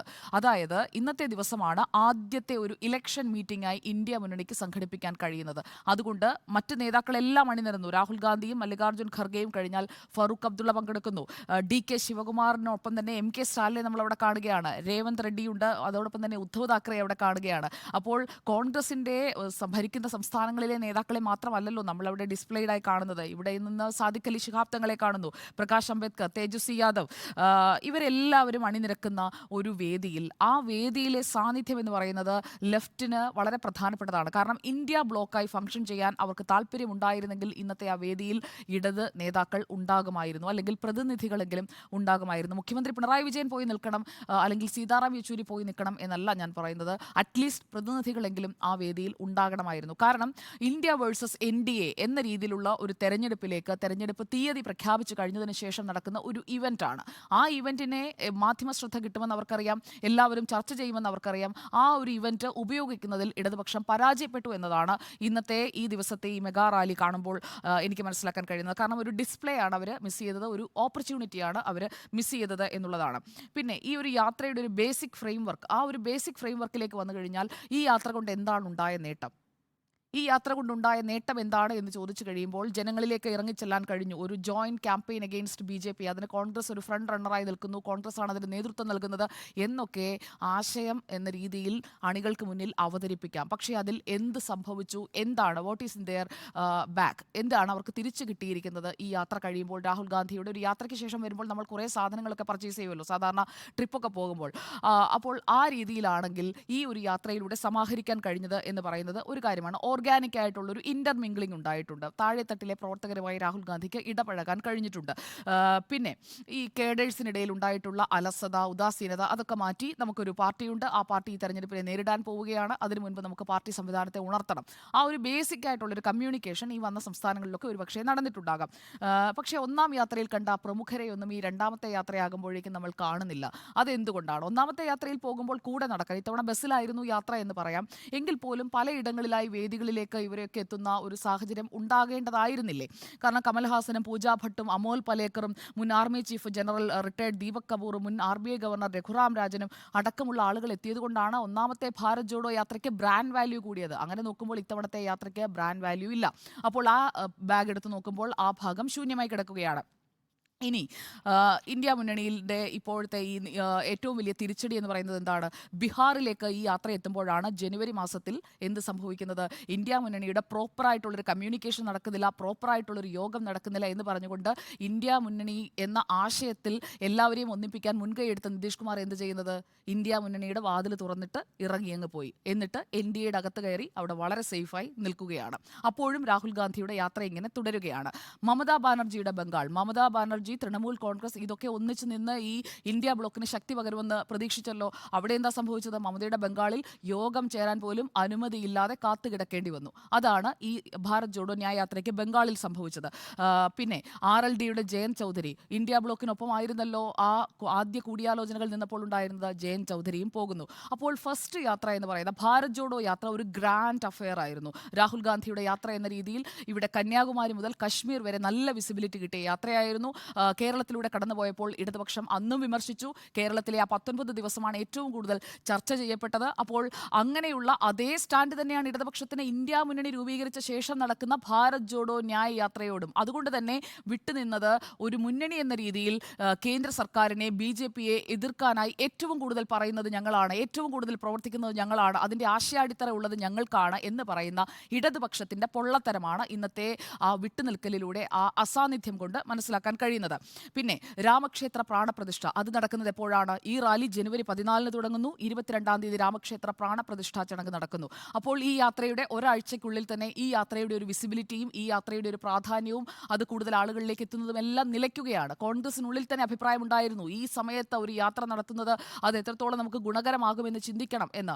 അതിന് പകരം കൃത്യമായി തെരഞ്ഞെടുപ്പിന് വേണ്ടി ഒരുങ്ങാനായിട്ടുള്ള ഒരു ഘടനാപരമായ ഒരു സംവിധാനം ഉണ്ടാക്കുക, ഇന്ത്യ മുന്നണിയെ ശക്തിപ്പെടുത്തുക, അതിലേക്കൊക്കെ ഫോക്കസ് ചെയ്തിരുന്നെങ്കിൽ ഒരു പക്ഷേ നിതീഷ് കുമാർ അടക്കമുള്ള ആളുകൾ ഇന്ത്യ മുന്നണിയിൽ ഇപ്പോൾ ഉണ്ടാകുമായിരുന്നു. അങ്ങനെ വലിയൊരു നഷ്ടം ഓർഗനൈസേഷണൽ സ്ട്രക്ചർ ഇന്ത്യ മുന്നണിക്ക് ഉണ്ടാക്കിയെടുക്കുന്നതിലെ വിലപ്പെട്ട സമയമാണ് ഇപ്പോൾ ഈ 62 ദിവസം എടുത്ത് പൂർത്തിയാക്കി എന്ന് പറയുന്ന, സ്വയം അഭിരമിക്കാം രാഹുൽ ഗാന്ധി സംഭവമായി ഇത് പൂർത്തിയാക്കി എന്നൊക്കെ അഭിരമിക്കാം എന്നതിനപ്പുറം ഈ 62 ദിവസം കൊണ്ടുണ്ടായ നഷ്ടം കൂടി പരിശോധിക്കേണ്ടതുണ്ട്. അപ്പോൾ ഇതിനിടയിൽ ഒരു 5 ദിവസത്തെ ഇടവേള എടുത്തിരുന്നു രാഹുൽ ഗാന്ധി കേംബ്രിഡ്ജ് സർവകലാശാലയിൽ പോകുന്നതിനായി. അപ്പോൾ 5 ദിവസത്തെ ഇടവേള എടുക്കുന്നു. അതുപോലെ തന്നെ തെരഞ്ഞെടുപ്പ് സമയത്ത് തെരഞ്ഞെടുപ്പിന് കോൺഗ്രസിന് ഒരുങ്ങണമെന്ന് പറഞ്ഞുകൊണ്ട് ഇന്ത്യ മുന്നണിയുടെ പ്രവർത്തനങ്ങളെയെല്ലാം മന്ദീഭവിപ്പിക്കുന്നു. അങ്ങനെ എല്ലാ സംവിധാനങ്ങളെയും തച്ചു തകർക്കുന്ന രീതിയിൽ പ്രവർത്തിച്ചിട്ട് ഇനിയിപ്പോൾ ഞങ്ങൾക്ക് പ്രതിപക്ഷത്തെ ഏറ്റവും വലിയ ഒറ്റകക്ഷിയാകണം, അതുകൊണ്ട് ഞങ്ങൾക്ക് ആ സീറ്റെണ്ണത്തിലേക്ക് എത്തണം, അതിനുവേണ്ടി കേരളത്തിൽ ഞങ്ങൾ മത്സരിക്കുന്നു. അത് ആർക്കെതിരെയാണ്? ഇന്ത്യ മുന്നണിയുടെ ഭാഗമായി നിൽക്കുന്ന ഇടതുപക്ഷത്തിനെതിരെ, CPIക്കെതിരെ, CPMനെതിരെ ആലപ്പുഴയിൽ, CPIക്കെതിരെ വയനാട്ടിൽ. രാഹുൽ ഗാന്ധിയും KC വേണുഗോപാലും രണ്ട് ദേശീയ നേതാക്കൾ എന്ന് തന്നെ പറയാവുന്ന, AICCയുടെ ചുമതലയുള്ള ദേശീയ നേതാക്കൾ എന്ന് തന്നെ പറയാവുന്ന രണ്ടുപേരാണ്, രണ്ട് കീ ഫിഗേഴ്സ് ആണ് കേരളത്തിൽ വന്ന് ആർക്കെതിരെ? ഇടതുപക്ഷത്തിനെതിരെ മത്സരിക്കുന്നത്. അപ്പോൾ അവരെതിരുന്നത് ആരെയാണ്? തമ്മിൽ പോരടിക്കുന്നത് എന്തിനാണ്? കേരളത്തിലെ നേട്ടം മാത്രമാണ് അപ്പോൾ കോൺഗ്രസിന് താല്പര്യം, അല്ലെങ്കിൽ കേരളത്തിൽ നിന്ന് മാത്രമാണ് അവർക്ക് ഈ സീറ്റ് കൂട്ടുന്നതിലേക്ക് കോൺട്രിബ്യൂട്ട് ചെയ്യാൻ കഴിയുന്നത് എന്നുള്ള ഒരു ചിന്ത ഒരുപക്ഷെ ഉണ്ടായിട്ടുണ്ടാകാം. 20-20 എന്നുള്ള അവരുടെ ഒരു ആഗ്രഹമൊക്കെ അവിടെ നിൽക്കുന്നുണ്ടാകാം. അതുകൊണ്ടായിരിക്കും സിറ്റിംഗ് സീറ്റ് വിടേണ്ട എന്ന് കരുതി രാഹുൽ ഗാന്ധി മത്സരിക്കുന്നത്. KC വേണുഗോപാൽ AM ആരിഫിൽ നിന്ന് ആ സീറ്റ് പിടിച്ചെടുക്കാൻ വേണ്ടി ഇവിടേക്ക് വരുന്നത്. ഇവിടെ ഇടതുപക്ഷത്തെക്കുറിച്ച് പറഞ്ഞ് ഞാൻ അവസാനിപ്പിക്കാം. ഇവിടെ ഇടതുപക്ഷത്തിന് എന്താണ് പ്രശ്നം? ഇടതുപക്ഷത്തിന് ഇവിടെ സീറ്റെണ്ണം കൂട്ടിയേ തീരൂ. കാരണം ദേശീയ പാർട്ടി പദവി അവർക്ക് നിലനിർത്തണം. കോൺഗ്രസിനൊപ്പം ചേർന്ന് ഒരു സർക്കാർ രൂപീകരണം അല്ലെങ്കിൽ ഇന്ത്യ മുന്നണി അധികാരത്തിലേക്ക് എത്തുമെന്നൊന്നും ഇടതുപക്ഷം പ്രതീക്ഷിക്കുന്നില്ല എന്നതാണ് ഇന്നത്തെ അസാന്നിധ്യം കൊണ്ട് ഞാൻ മനസ്സിലാക്കുന്നത്. അതുകൊണ്ട് തന്നെയാണ് സ്വന്തം സൈഡ് സേഫ് ആക്കുക. അതായത് കേരളത്തിൽ UDFനെതിരെയാണ് മത്സരം. അപ്പോൾ പിന്നെ ഈ ഇന്ത്യ മുന്നണിയുടെ ഭാഗമായി ഈ വേദിയിലേക്ക് എത്തേണ്ടതില്ല എന്ന് തീരുമാനിച്ചുകൊണ്ടുള്ള ഒരു സ്റ്റാൻഡാണ് അവർ എടുത്തത്. അവിടെ പങ്കെടുക്കേണ്ടതായിരുന്നു. അവരുടെ അഭിപ്രായങ്ങൾക്ക് അല്പമെങ്കിലും സത്യസന്ധതയുണ്ടായിരുന്നെങ്കിൽ, ഇന്ത്യ മുന്നണി ഒന്നിച്ചു നിന്ന് NDAക്കെതിരെ പോരാടുമെന്ന് ആദ്യഘട്ടത്തിൽ പറഞ്ഞവർക്ക് ആ ആശയത്തിൽ അല്പമെങ്കിലും സത്യസന്ധത ഉണ്ടായിരുന്നെങ്കിൽ ഇന്നത്തെ ആ വേദിയിൽ ഇടതുപക്ഷത്തിന്റെ ഒരു പ്രതിനിധിയെങ്കിലും ഉണ്ടാകേണ്ടതായിരുന്നു എന്നുള്ളതാണ് എൻ്റെ അഭിപ്രായം. വിട്ടുനിന്നത് ന്യായമല്ല. സുജയ് പറഞ്ഞ ഒരു കാര്യത്തിൽ ഈ പ്രാണപ്രതിഷ്ഠ വാർത്തകൾക്കിടെ ന്യായയാത്രയുടെ വാർത്തകൾ മുങ്ങിപ്പോകുമെന്നുള്ള അങ്ങനെ ഒരു തോന്നൽ കോൺഗ്രസിനില്ല. കാരണം ന്യായയാത്രയ്ക്ക് അങ്ങനെ ഒരു ദേശീയ മാധ്യമങ്ങൾ അങ്ങനെ ഒരു പ്രാധാന്യമൊന്നും കൊടുത്തിട്ടില്ല. ഭാരത് ജോഡോ എങ്ങനെയാണ് ക്യാരി ചെയ്തത്? ഭാരത് ജോഡോ യാത്ര അതിനുശേഷം പ്രതിപക്ഷം ഉന്നയിക്കുന്ന വിഷയങ്ങൾ ഒന്നും തന്നെ കൃത്യമായി പറയുന്നില്ല. പ്രതിപക്ഷം ഉന്നയിക്കുന്ന വിഷയങ്ങൾ അഡ്രസ്സ് ചെയ്യുന്നില്ല എന്നുള്ളതുകൊണ്ടാണല്ലോ പല മാധ്യമങ്ങളെയും ഇവർ ബഹിഷ്കരിക്കുന്ന ഒരു തീരുമാനത്തിലേക്ക് തന്നെ പോയിട്ടുള്ളത്. ശരി, ഞാനിവിടെ ഡോക്ടർ അരുൺ വളരെ പ്രസക്തമായൊരു കാര്യം ചൂണ്ടിക്കാണിച്ചിട്ടുണ്ട്. അതിനകത്തുള്ള എൻ്റെ ഒരു വിശദീകരണം കൂടി പറയാം. അതായത് അദ്ദേഹം ചൂണ്ടിക്കാണിച്ചത് വളരെ പ്രധാനപ്പെട്ട ഒരു കാര്യമാണ്. അതായത് ഭാരത് ജോഡോ ന്യായ് യാത്ര ബംഗാളിലൂടെ കടന്നുപോയപ്പോൾ അവിടുത്തെ സംസ്ഥാന സെക്രട്ടറി ആയിട്ടുള്ള മുഹമ്മദ് സലീം അടക്കമുള്ള ആളുകൾ അതിൽ പങ്കെടുത്തിരുന്നല്ലോ എന്നുള്ളത് വളരെ ശരിയായിട്ടുള്ള കാര്യമാണ്. പക്ഷേ അവിടെ ഒരു പ്രശ്നമുള്ളത് എന്താണെന്നറിയോ? ആ ഘട്ടം ഏത് ഘട്ടമാണ്? അതായത് ഒന്നാമതായിട്ട് നിതീഷ് കുമാർ പിന്നെ ഇന്ത്യ മുന്നണി വിട്ട് അപ്പുറത്തേക്ക് പോകുന്നു. അപ്പോൾ ഇന്ത്യ മുന്നണി ശിഥിലമാകുന്നു എന്നൊരു ചിത്രമാണ് നമുക്ക് മുമ്പിൽ രൂപപ്പെട്ടു വന്നുകൊണ്ടിരിക്കുന്നത്. അതേപോലെ തൃണമൂൽ കോൺഗ്രസുമായി കോൺഗ്രസിൻ്റെ ചർച്ചകളൊക്കെ തന്നെയും ഡെഡ് ലോക്കിലേക്ക് എത്തുന്നു എന്ന് മാത്രമല്ല, പല സ്ഥലങ്ങളിലും ന്യായയാത്രയ്ക്കെതിരെ ബംഗാളിൽ ആക്രമണങ്ങളുണ്ടായി. പിന്നെ നേരത്തെ സുജയ സൂചിപ്പിച്ചതുപോലെ അനുവാദം പോലും കൊടുക്കാതിരിക്കുന്ന സാഹചര്യമുണ്ടായി. അത്തരത്തിലുള്ള ഈ ഇന്ത്യ മുന്നണി തകർച്ചയിലേക്ക് എന്ന് പറയുന്നൊരു വലിയ പൊളിറ്റിക്കൽ നറേഷൻ കൊണ്ടുവരാനൊരു ശ്രമം നടക്കുന്ന സമയത്ത് സ്വാഭാവികമായും രാഷ്ട്രീയ ഉത്തരവാദിത്വമുള്ളൊരു പാർട്ടി എന്നുള്ള നിലയ്ക്ക് CPM ഐക്യദാർഢ്യം പ്രഖ്യാപിച്ചിട്ടുണ്ട്. അത് ആ സമയത്തെടുക്കേണ്ട കൃത്യമായ നിലപാടാണ്. എന്നാൽ ഞാൻ വിചാരിക്കുന്നില്ല ഏതെങ്കിലും തരത്തിൽ ഇന്ത്യ മുന്നണിയെ ദുർബലപ്പെടുത്താവുന്ന എന്തെങ്കിലും ഒരു ആക്ട് ഇന്ത്യയിൽ ഇടതുപക്ഷ പാർട്ടികൾ ചെയ്യും എന്ന്. കാരണം ഇന്ന് നമ്മുടെ രാജ്യം അഭിമുഖീകരിച്ചുകൊണ്ടിരിക്കുന്ന, ഞാൻ നേരത്തെ സൂചിപ്പിച്ചതുപോലെ, മതേതര വിരുദ്ധവും മതാന്ധവും വംശീയതയിലൂന്നിയതുമായിട്ടുള്ള ഹിന്ദുത്വ രാഷ്ട്രീയത്തിനെതിരെ ഒരു ബദൽ രൂപപ്പെട്ടു വരണമെന്ന് ഏറ്റവും അധികം ആഗ്രഹിക്കുന്ന ഇന്ത്യയിലെ ഇടതുപക്ഷ പാർട്ടികളാണ്. ഞാനൊരു കാര്യം പറയാം, എൻ്റെ വ്യക്തിപരമായ അനുഭവമാണ്. 2004 ഈ പറയുന്ന വാജ്പേയി സർക്കാരിനെതിരെ ഒരു മുന്നണി രൂപപ്പെട്ടു വന്നു. UPA എന്ന് പറഞ്ഞ മുന്നണി രൂപപ്പെട്ടു വന്നു. ഇടതുപക്ഷം അതിൻ്റെ ഭാഗമല്ല. അന്ന് 61 സീറ്റുണ്ട് ഇടതുപക്ഷത്തിന്. 59 പേര് പാർട്ടി സ്ഥാനാർത്ഥികളായിട്ടും 2 സ്വതന്ത്രന്മാരും അടക്കം, എൻ്റെ ഓർമ്മ ശരിയാണെങ്കിൽ 61 പേരുണ്ട്. ഞാനന്ന് ഡൽഹിയിൽ റിപ്പോർട്ട് ചെയ്യുന്നുണ്ട്. 10 ജൻപത്തിൽ നിന്ന് സോണിയാഗാന്ധിയുടെ വീട്ടിൽ വാതിൽക്കൽ നിന്നാണ് ഞാൻ റിപ്പോർട്ട് ചെയ്യുന്നത്. എൻ്റെ ഒരു കാഴ്ചയുണ്ട്. ഞാൻ മാത്രമല്ല, എല്ലാ ദേശീയ മാധ്യമങ്ങളും ഈ പ്രാദേശിക മാധ്യമങ്ങളും കണ്ടൊരു കാഴ്ചയുണ്ട്. ഈ റിസൾട്ട് എല്ലാം വന്ന് പ്രഖ്യാപിച്ചതിന് ശേഷം സോണിയാഗാന്ധിയുടെ വസതിയാണ് ഈ 10 ജൻപത് എന്ന് പറയുന്നത്. 10 ജൻപത്തിൽ നിന്നിറങ്ങുന്ന സോണിയാഗാന്ധി നേരെ പോകുന്ന എങ്ങോട്ടേക്കാണെന്നറിയോ? ഹർകിഷൻ സിംഗ് സുർജിത്തിൻ്റെ വീട്ടിലേക്കാണ്. ഹർകിഷൻ സിംഗ് സുർജിത്തിൻ്റെ വീട്ടിലേക്ക് പോയി സോണിയാഗാന്ധി ഒരു സർക്കാർ ഉണ്ടാക്കേണ്ടതിൻ്റെ ഉത്തരവാദിത്വം മുഴുവൻ സുർജിത്തിനെ ഏൽപ്പിക്കുകയാണ്. പിന്നെ സുർജിത്താണ് അവിടെ നിന്നുകൊണ്ട്, പിന്നെ ഇടതുപക്ഷ പാർട്ടികളാണ് ഈ പറയുന്ന ഒരു ഗ്രാൻഡ് അലയൻസിന് യഥാർത്ഥത്തിൽ രൂപം നൽകിയത്. അന്നും CPM അതിൻ്റെ ഭാഗമായിരുന്നില്ല, CPIയും അതിൻ്റെ ഭാഗമായി അതിൻ്റെ അധികാരത്തിൻ്റെ ഒരു പങ്കെടുക്കാൻ പോയിട്ടില്ല. അന്ന് ആകപ്പാട് ചെയ്ത് ലോക്സഭാ സ്പീക്കറായിട്ട് സോമനാഥ് ചാറ്റർജിയെ തീരുമാനിച്ചു എന്നുള്ളത് മാത്രമാണ്. 1996 നമുക്കറിയാമല്ലോ, പിന്നീട് പൊളിറ്റിക്കൽ ബ്ലണ്ടർ എന്നൊക്കെ പറഞ്ഞിട്ടുണ്ടെങ്കിൽ പോലും ജ്യോതി ബസുവിനെയാണ് പ്രധാനമന്ത്രിയാക്കാൻ തീരുമാനിച്ചത്. അന്ന് ആ അധികാരത്തിൻ്റെ പിന്നാലെ CPM പോയിട്ടില്ല. CPI അന്നും 2 മന്ത്രിമാർ ആ മന്ത്രിസഭയിലുണ്ടായിരുന്നു. ഞാൻ നേരത്തെ സൂചിപ്പിച്ച പോലെ ഇന്ദ്രജിത് ഗുപ്തയും അതുപോലെ തന്നെ ചതുരാനന്ദ് മിശ്രയും. നോക്കൂ, ഇവിടെ ഈ രാഷ്ട്രീയ സാഹചര്യത്തെ നന്നായി ബോധ്യപ്പെട്ടിട്ടുള്ളത് ഇന്ത്യയിലെ ഇടതുപക്ഷ പ്രസ്ഥാനങ്ങൾക്കാണ്. ആ ഇടതുപക്ഷ പ്രസ്ഥാനങ്ങൾ തന്നെയാണ് എപ്പോഴും ഒരു ബദൽ രാഷ്ട്രീയ ആശയം കൊണ്ടുവരിക. അതുകൊണ്ട് തന്നെയാണ് എത്ര ചുരുങ്ങിയ പാർട്ടിയാണെങ്കിൽ പോലും, ഇത്ര ചുരുങ്ങിയ സീറ്റാണെങ്കിൽ പോലും, രാഹുൽ ഗാന്ധി അടക്കമുള്ള ആളുകൾ സീതാറാം യെച്ചൂരി വളരെ പ്രധാനപ്പെട്ട ആളായിട്ട് കാണുന്നത്, എല്ലാ കാര്യങ്ങളും ഇടതുപക്ഷവുമായി ചർച്ച ചെയ്യുന്നത്. UPA കാലഘട്ടത്തിലും അങ്ങനെ തന്നെയായിരുന്നു. അപ്പോൾ ഇന്നത്തെ ഒരു രാഷ്ട്രീയ സാഹചര്യം ബോധ്യപ്പെട്ടുകൊണ്ട് ഒരു കാരണവശാലും ഇന്ത്യ മുന്നണിയെ ദുർബലപ്പെടുത്തുന്ന ഒരു കാര്യവും ഇടതുപക്ഷം ചെയ്യില്ല. എന്നാൽ ഞാൻ നേരത്തെ സൂചിപ്പിച്ചതുപോലെ ഈ മുഹമ്മദ് സലീം അടക്കമുള്ള ആളുകൾ പങ്കെടുക്കുന്നത് ആ ന്യായയാത്ര കടന്നു പോകുന്ന ഒരു ഘട്ടത്തിൽ മാത്രമാണ്. എന്നാൽ ഇതാകട്ടെ ഒരു പാർട്ടി പരിപാടിയുടെ കൾമിനേഷനാണ്. നേരത്തെ സുജയ പറഞ്ഞ കണക്ക് അത് ഒരു കർട്ടൻ ഇടുകയാണ്. അവിടെ ആ കർട്ടൻ ഇടുന്ന വലിയൊരു ഇവൻറ്റിലേക്ക്, ഒരു കോൺഗ്രസ് പാർട്ടിയുടെ ഇവൻറ്റിലേക്ക് CPM മുന്നോട്ട് വയ്ക്കുന്ന രാഷ്ട്രീയത്തിൻ്റെ പ്രത്യേകത കൊണ്ട് തന്നെ പങ്കെടുക്കാൻ കഴിയില്ല. ഞാനത് നമുക്ക് വിശാലമായി പറയാം. ഇന്നത്തെ ഒരു സാഹചര്യത്തിൽ അവരോട് ഉണ്ടായിരുന്നു നല്ലതായിരുന്നു എന്ന് ഞാനും അങ്ങനെ ആഗ്രഹിക്കുന്നു. അവരുകൂടി ഉണ്ടായിരുന്നെങ്കിൽ നല്ലത് തന്നെയാണ്. പക്ഷേ അപ്പോഴും ഒരു രാഷ്ട്രീയ പ്രസ്ഥാനം എന്നുള്ള നിലയ്ക്ക് ആ രാഷ്ട്രീയ പ്രസ്ഥാനത്തിൻ്റെ ആശയത്തെ അതിന് ഉയർത്തിപ്പിടിക്കുന്നുണ്ട്. അത് മാത്രമല്ല ഇപ്പം ഞാനങ്ങനെ ഇപ്പോൾ ഒന്നാമത്തെ കാര്യം വെച്ചാൽ, രാഹുൽ ഗാന്ധി മത്സരിക്കാൻ പോകുന്നു വയനാട്ടിൽ എന്ന് പറഞ്ഞിട്ടുള്ള വാർത്ത വന്ന സമയത്ത് തന്നെ നമ്മളെല്ലാവരും ന്യൂസ് റൂമിലുണ്ടല്ലോ. അന്ന് 2 പ്രതികരണങ്ങളാണ് പെട്ടെന്ന് വന്നത്. ഒന്ന് CPMൻ്റെ പ്രതികരണമാണ്. എന്താ CPM പറഞ്ഞത്? ഓരോ പാർട്ടിക്കും അവരുടെ സ്ഥാനാർത്ഥികളെ നിശ്ചയിക്കാനുള്ള അവകാശമുണ്ട് എന്നാണ് പറഞ്ഞത്. AK ബാലനാണ് ആദ്യത്തെ സൗണ്ട് ബൈറ്റ് തരുന്നത്. അപ്പം രാഹുൽ ഗാന്ധി ഇവിടെ വന്ന് മത്സരിക്കുന്നതിനൊന്നും CPM എതിരല്ലെന്നേ. പിന്നെ ആയിക്കോട്ടെ, ഞാൻ പറഞ്ഞത് നമ്മൾ പറയുന്നൊരു കാര്യം വെച്ചാൽ, ഒന്ന് രാഹുൽ ഗാന്ധി സിറ്റിംഗ് MP ആണ്. അന്ന് പിന്നെ 2014 ഇത്തരത്തിലുള്ളൊരു മുന്നണി 19 ഇത്തരത്തിലുള്ളൊരു മുന്നണി സങ്കല്പവുമില്ല. ആ സമയത്ത് രാഹുൽ ഗാന്ധി ഇവിടെ വരുന്നു, മത്സരിക്കുന്നു.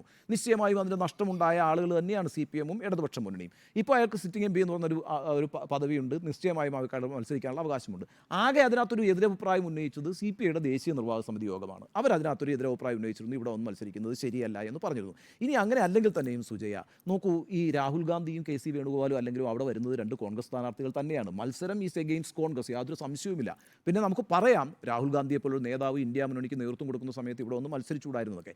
നോക്കൂ, ഞാൻ പറയുന്നത്, ഞാൻ അംഗീകരിക്കുന്നു, പൂർണ്ണമായും അംഗീകരിക്കുന്നു, ഇന്നത്തെ പരിപാടിയിൽ CPMൻ്റെ സീതാറാം യെച്ചൂരിയും അതുപോലെ തന്നെ രാജയും ഒക്കെ ഉണ്ടായിരുന്നുവെങ്കിൽ അതൊരു വലിയ ശക്തിപ്രകടനമായിരിക്കും. ഞാൻ അടുത്ത് തന്നെ പ്രതീക്ഷിക്കുന്നുണ്ട് വലിയൊരു ഇന്ത്യ മുന്നണി റാലിയൊക്കെ ഉടനെ സംഭവിക്കും. They have to announce a rally, they have to conduct a rally. അങ്ങനെ റാലി നടത്തുമ്പോൾ എല്ലാവരെയും ഷോക്കേസ് ചെയ്യുന്നത് ഇന്ത്യ മുന്നണി എന്നുള്ള നിലയ്ക്കായിരിക്കും, അതൊരു കോൺഗ്രസ് പരിപാടി എന്നുള്ള നിലയ്ക്ക് അല്ല. അപ്പോഴും ഞാൻ ഒരു കാര്യം ഒന്നുകൂടി ആവർത്തിച്ച് പറയുന്നു, ഇന്ത്യ മുന്നണിയെ ദുർബലപ്പെടുത്തുന്ന എന്തെങ്കിലും ഒരു നീക്കം ഇടതുപക്ഷത്തിൻ്റെ ഭാഗത്ത് നിന്നാണ് ഉണ്ടാകാൻ പോകാതിരിക്കുന്നത്. കാരണം മറ്റേതൊരു രാഷ്ട്രീയ പാർട്ടി, ഇപ്പം നിതീഷ് കുമാർ തന്നെ പിന്നെ പുഷ്പം പോലെ ഇറങ്ങിപ്പോയൊരു മുന്നണിയാണത്. അപ്പോൾ ഏതെങ്കിലും ഒരു പാർട്ടി ഡിച്ച് ചെയ്താലും ഈ ആശയത്തെ ഡിച്ച് ചെയ്യാത്ത ഏക പാർട്ടിയായിട്ട് നമുക്ക് വിശ്വസിക്കാൻ പറ്റുന്നത് ഇടതുപക്ഷ പാർട്ടികളെ തന്നെയായിരിക്കും. കാരണം ഇന്നത്തെ രാഷ്ട്രീയ സാഹചര്യത്തെക്കുറിച്ച് കൃത്യമായ ബോധ്യമുള്ളൊരു രാഷ്ട്രീയ പ്രസ്ഥാനമാണ് ഇടതുപക്ഷ പ്രസ്ഥാനം. അതുകൊണ്ട് തന്നെ ഈ പറയുന്ന ഇന്ത്യ മുന്നണിയെ ദുർബലപ്പെടുത്തുന്ന ഒരു കാര്യവും ചെയ്യുമെന്ന് ഞാൻ വിചാരിക്കുന്നില്ല. ഇന്നത്തത് CPMൻ്റെ രാഷ്ട്രീയമാണ്, CPIയുടെ രാഷ്ട്രീയമാണ്, മറ്റത് കോൺഗ്രസിൻ്റെ രാഷ്ട്രീയമാണ്, കോൺഗ്രസിൻ്റെ രാഷ്ട്രീയ പരിപാടിയാണ്. ഇതിലൊരു കാര്യം വിട്ടുപോയതാണ് ഞാൻ നേരത്തെ. ഈ കേരളത്തിലെ ചില കോൺഗ്രസ് നേതാക്കൾ നടത്തിയിരിക്കുന്ന അപക്വമായ ചില പ്രതികരണങ്ങളുണ്ട്. ഈ VT ബൽറാമിനെ പോലുള്ളവർ പറയുന്നത് ഇടതുപക്ഷം ഇന്ത്യ മുന്നണിക്ക് ബാധ്യതയാണ് എന്ന് പറയുന്നു, BJPയുടെ ബി ടീമാണെന്ന് പറയുന്നു. അങ്ങനെ ബി ടീമായ ഒരു പാർട്ടിയെ കൂടെ കൂട്ടാൻ ദേശീയ നേതൃത്വം തയ്യാറാവില്ലല്ലോ. അപ്പോൾ അത്തരം പ്രതികരണങ്ങൾ ഈ ഘട്ടത്തിൽ നടത്താമോ? ദേശീയ സാഹചര്യം തിരിച്ചറിഞ്ഞു വേണ്ടേ ഇത്തരം പ്രതികരണങ്ങൾ നടത്താനുള്ള ഒരു പ്രധാനപ്പെട്ട വിഷയം അവിടെ നിൽക്കുന്നുണ്ട്. കേരളത്തിലെ ചില കോൺഗ്രസ് നേതാക്കളെങ്കിലും അത്തരം പ്രതികരണങ്ങൾ നടത്തുന്നത് മോശമായി പോയി എന്നൊരു അഭിപ്രായം കൂടി. എനിക്ക് അതിനകത്തൊരു അഭിപ്രായം പറയാനുള്ളത്, നമ്മൾ രണ്ടാമത്തെ സബ്ജക്റ്റ് എടുത്താൽ അക്കാര്യത്തിലൊരു ഒരു വിശകലനം നമുക്ക് നടത്താൻ കഴിയും എന്ന് പറഞ്ഞു. അത് കൃത്യമായ ഒരു വിഷയത്തിലായിരിക്കും. എനിക്ക് തോന്നുന്നു അരുണിനൊക്കെ അത് നന്നായി വിശദീകരിക്കാൻ പറ്റും ആ സമയത്ത് ഈ ചോദ്യത്തിന്റെ മറുപടിയായിട്ട്. ശരി, വിട്ടുനിന്നത് ന്യായമോ എന്ന ചോദ്യത്തിന് യെസ് എന്ന് 2, നോ. ഒരു കാര്യം കൂടി സ്മൃതി. പറഞ്ഞോളൂ. അല്ല സ്മൃതി, പറയൂ. സ്മൃതി, അതിനകത്ത് എനിക്ക് കൂട്ടിച്ചേർക്കാനുള്ള ഒരു കാര്യം കൂടി, ഒറ്റ വാചകമേ ഉള്ളൂ, അധികമില്ല. കാര്യം CPI ഇതിനകത്ത് പ്രതിനിധിയെ വിടാൻ നേരത്തെ തീരുമാനിച്ചിരുന്നു. അതും കൂടി നമ്മൾ മനസ്സിലാക്കണം. ദീപാങ്കർ ഭട്ടാചാര്യ എന്ന് പറയുന്ന പ്രതിനിധിയാണ് ഇന്ന് നടക്കുന്ന സമാപന സമ്മേളനത്തിലേക്ക് നേരത്തെ നിശ്ചയിച്ചതെന്നാണ് നാഷണൽ മീഡിയ റിപ്പോർട്ട് ചെയ്യുന്നത്. പക്ഷേ ഈ ദീപാങ്കർ ഭട്ടാചാര്യ പങ്കെടുത്തില്ല എന്നാണ് നമ്മൾ മനസ്സിലാക്കുന്നത്. അത് പിന്നീടാണ് D. രാജയും സീതാറാം യെച്ചൂരിയും ഈ സമ്മേളനത്തിൽ പങ്കെടുക്കേണ്ടതില്ല എന്ന് തീരുമാനിക്കുന്നത്. അവിടെ കേരള ഘടകത്തിൻ്റെ സമ്മർദ്ദമുണ്ടോ എന്നതാണ് ന്യായമായ സംശയം. തീർച്ചയായും ഇന്ത്യ മുന്നണിയെ ദുർബലപ്പെടുത്തുന്ന എന്തെങ്കിലും നീക്കം CPIയോ CPMോ നടത്തും എന്ന് ഞാനും പ്രതീക്ഷിക്കുന്നില്ല. പക്ഷേ ഇന്നത്തെ ദിവസം വളരെ പ്രധാനപ്പെട്ടതാണ്. നേരത്തെ സുജയ് പറഞ്ഞൊരു വളരെ പ്രധാനപ്പെട്ട ഒരു കാര്യമുണ്ട്. ഇലക്ഷൻ തീയതി പ്രഖ്യാപിച്ചതിന് ശേഷമാണ് ഇന്ത്യ മുന്നണിയിലെ മുഴുവൻ നേതാക്കൾക്കും ഒരുമിച്ചിരിക്കാൻ കഴിയുന്നൊരു പ്ലാറ്റ്ഫോം ഉണ്ടാവുന്നത്. അത് സ്വതവേ രൂപപ്പെട്ടു വരുന്നതാണ്. എങ്ങനെ? ഈ ഭാരത് ജോഡോ ന്യായയാത്രയുടെ സമാപന സമ്മേളനത്തിൽ എല്ലാവരെയും കോൺഗ്രസ് ക്ഷണിക്കുന്നു. അപ്പോൾ ക്ഷണിക്കുന്നതിൻ്റെ ഭാഗം ഇപ്പം നോക്കൂ, ദില്ലി ചലോ നടക്കുന്ന സമയത്ത് കേരള മുഖ്യമന്ത്രി ഇന്ത്യ മുന്നണിയിലെ എല്ലാ ആൾക്കാരെയും ക്ഷണിക്കുന്നുണ്ട്. അതിൽ കോൺഗ്രസ് പങ്കെടുക്കുന്നില്ല. ആ ഘട്ടത്തിൽ അവിടെയും കോൺഗ്രസ് ന്യായം പറയുന്നത് കേരളത്തിൻ്റെ രാഷ്ട്രീയ സാഹചര്യമാണ്. അതൊഴിച്ചു നിർത്തിയിരുന്നെങ്കിൽ അതും ഒരു ഇന്ത്യ മുന്നണിയുടെ തന്നെ വലിയൊരു ശക്തിപ്രകടനമാക്കി മാറ്റാൻ കഴിയുന്നതായിരുന്നു ദില്ലി ചലോ. അന്ന് കോൺഗ്രസ് ആണ് അതിൽ നിന്ന് വിട്ടുനിന്നത്. അതിൻ്റെ സമ്മർദ്ദം കേരളമായിരുന്നു. ഇവിടെ ഇന്നിപ്പോൾ സമ്മർദ്ദമായി മാറുന്നത് KC വേണുഗോപാൽ വരുന്നു, രാഹുൽ ഗാന്ധി വരുന്നു. അപ്പോൾ കേരളത്തിലെ ഘടകത്തിൻ്റെ സമ്മർദ്ദം ദേശീയ തലത്തിൽ ഇന്ത്യ മുന്നണി പോലെ ഒരു വലിയ ഒരു പ്രീപോൾ ആശയത്തിന് ഒരു മാധ്യമങ്ങളുടെ മുന്നിൽ അവരെ ഷോക്കേസ് ചെയ്യാനുള്ള അവസരം നഷ്ടപ്പെടുത്തി എന്നതാണ് എൻ്റെ വാദം. അത് ഏതെങ്കിലും തരത്തിൽ ഇനി മുന്നോട്ട് ഇന്ത്യ മുന്നണിയെ ദുർബലപ്പെടുത്താൻ CPMോ CPIയോ ശ്രമിക്കുമെന്നൊരു വാദമേ എനിക്കില്ല. പക്ഷേ ഇന്നത്തെ ദിവസം അങ്ങനൊരു ദിവസമായിരുന്നു. CPI നേരത്തെ തീരുമാനിച്ചിരുന്നതാണ് പ്രതിനിധികളെ അയക്കാൻ. അപ്പോൾ പൊടുന്നനെ പിന്മാറിയതിന് പിന്നിൽ കേരളത്തിലെ ഘടകങ്ങളുടെ സമ്മർദ്ദമുണ്ട് എന്നാണ് ഞാൻ മനസ്സിലാക്കുന്നത്. ആ സമ്മർദ്ദം തെരഞ്ഞെടുപ്പുമായി ബന്ധപ്പെട്ട സമ്മർദ്ദമാണ്. രാഹുലിന്റെ എതിരാളി ആനി രാജയാണല്ലോ. അപ്പോൾ എങ്ങനെയാണ് അത് വിശദീകരിക്കുക എന്നുള്ള വിഷയം അവിടെ നിൽക്കുന്നുണ്ടല്ലോ. അവിടെ പോയി ഒരുമിച്ച് നിന്നിട്ട് ഇവിടെ എങ്ങനെയാണ് നിങ്ങൾ പ്രചാരണത്തിന് ചോദ്യം നേരിടേണ്ടി വരും. ഇല്ല, അത് ഇല്ല, വീണ്ടും അങ്ങനെ ഡിസ്കഷൻ മുന്നോട്ട് പോകണം. അതിനകത്തൊരു പ്രശ്നമുണ്ട്. കാരണം വെച്ചാൽ അതിപ്പോൾ ഇതിനകത്ത് ഇപ്പോൾ അവിടെ പോയിട്ട് CPIയും CPMും അവിടെ പോയി പങ്കെടുത്താൽ അങ്ങനെയൊന്നും ഈ പറഞ്ഞ കണക്ക് നമുക്ക് എന്താണ് ആളുകൾ കണ്ടുകൊണ്ടിരിക്കുകയല്ലേ. നിങ്ങളിപ്പം ഇന്നിപ്പോൾ അവിടെ പോയി CPMും CPIയും പങ്കെടുത്താലും ഇവിടെ വന്നു കഴിഞ്ഞിട്ട് നിങ്ങൾ ഇവിടെ മത്സരിക്കുകയല്ലേ, പിന്നെ ഇതിനാണ് അവിടെ ഒന്നിച്ചിരുന്നത് എന്നുള്ള ചോദ്യം ഇപ്പോൾ ഉയരുന്നൊരു ചോദ്യമല്ല. അത് എല്ലാ സമയത്തും ഈ ഇന്ത്യ മുന്നണി ഉണ്ടായ സമയം മുതൽ തന്നെ ആ ചോദ്യം വളരെ ശക്തമായി ഉന്നയിക്കപ്പെട്ടിട്ടുണ്ട്. നിങ്ങളിവിടെ പരസ്പരം അടിക്കുകയല്ലേ, എന്നിട്ട് നിങ്ങൾ അവിടെ പോയി സഖ്യം ഉണ്ടാക്കുകയല്ലേ. നമ്മൾ മനസ്സിലാക്കേണ്ട ഒരു പൊളിറ്റിക്കൽ സിറ്റുവേഷനാണ്. ആ പൊളിറ്റിക്കൽ സിറ്റുവേഷനിൽ എല്ലാ പാർട്ടികളും പരസ്പരം ഫൈറ്റ് ചെയ്യും. തെരഞ്ഞെടുപ്പാണ്. ആ ഫൈറ്റ് ഓരോരുത്തർക്കും ശക്തിയുള്ള കേന്ദ്രങ്ങളിൽ അവർ ശക്തി തെളിയിച്ച് അവർക്ക് നേട്ടമുണ്ടാക്കി തന്നെയാണ് മുന്നോട്ട് വരിക. അങ്ങനെ മുന്നോട്ട് വന്നിട്ട് എന്താണ് അടിസ്ഥാനപരമായ ആശയം? BJPയെ അധികാരത്തിൽ കൊണ്ടുവരാതിരിക്കുക എന്നുള്ള ഒറ്റ പ്ലാങ്കേ ഉള്ളൂ. ഈ തെരഞ്ഞെടുപ്പിൽ ഒറ്റ പ്ലാങ്കേ ഉള്ളൂ, ഒരാശയമേ ഉള്ളൂ. BJP തെരഞ്ഞെടുപ്പിൽ അധികാരത്തിൽ വരരുത്, അതിനുവേണ്ടി എല്ലാ ആളുകളും ഒന്നിച്ച് നിൽക്കുക. അങ്ങനെ ഒന്നിച്ച് നിൽക്കുമ്പോൾ ഒരു കാര്യം കൂടി അവിടെ വർക്ക് ചെയ്തിട്ടുണ്ട്, പൊതു സ്ഥാനാർത്ഥിയെ കൊണ്ടുവരിക. അങ്ങനെ എവിടെയൊക്കെ പൊതു സ്ഥാനാർത്ഥിയെ കൊണ്ടുവരാൻ പറ്റുമോ എന്നുള്ളതാണ് ഇപ്പോൾ നോക്കിക്കൊണ്ടിരിക്കുന്നത്. അവിടെയൊക്കെ ധാരാളമായി പൊതു സ്ഥാനാർത്ഥികൾ വരുന്നു എന്നുള്ളതാണ് ഈ പറഞ്ഞ ആശാവഹമായ ഒരു സിറ്റുവേഷൻ പ്രതിപക്ഷത്തെ സംബന്ധിച്ച്. അപ്പോൾ അങ്ങനെ വരുമ്പോൾ ഈ പറയുന്ന ഇവിടെ ഇന്ന് നിങ്ങൾ ഈ മലയാളികൾക്ക് പ്രബുദ്ധരായിട്ടുള്ള ആളുകളാണ്. അവരിവിടെ ഇപ്പം പിന്നെ കോൺഗ്രസും CPMും തമ്മിൽ അടിച്ചിട്ട് നാളെ അവിടെ പോയിട്ട് കോൺഗ്രസിൻ്റെ സർക്കാർ ഉണ്ടാക്കാൻ പിന്തുണയ്ക്കാൻ പോവുകയാണ്, അങ്ങനെ ഒരു സാഹചര്യം ഉണ്ടാവുകയാണെങ്കിൽ പിന്തുണയ്ക്കാൻ പോവുകയാണെന്നൊക്കെ ഉള്ളത് മനസ്സിലാകുന്ന ആളുകൾ തന്നെയാണ്. അപ്പോൾ അതൊന്നും ഒരു ഘടകമായി ഞാൻ കാണുന്നില്ല.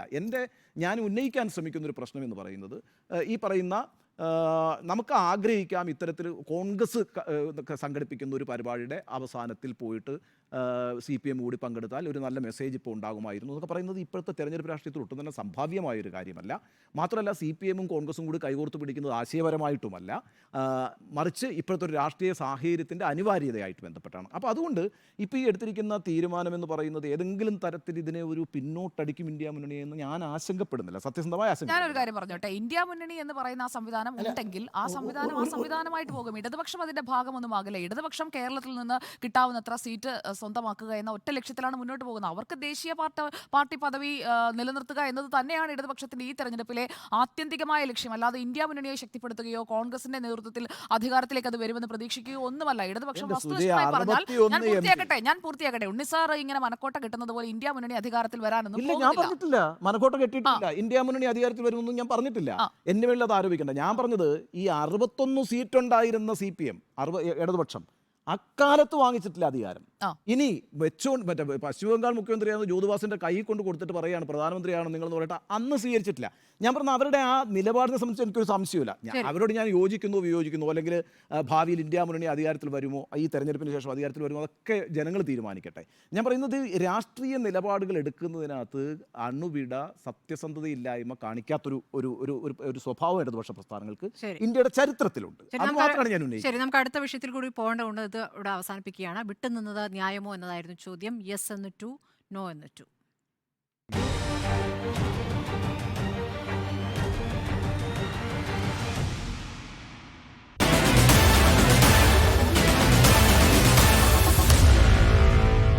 Meet the editors.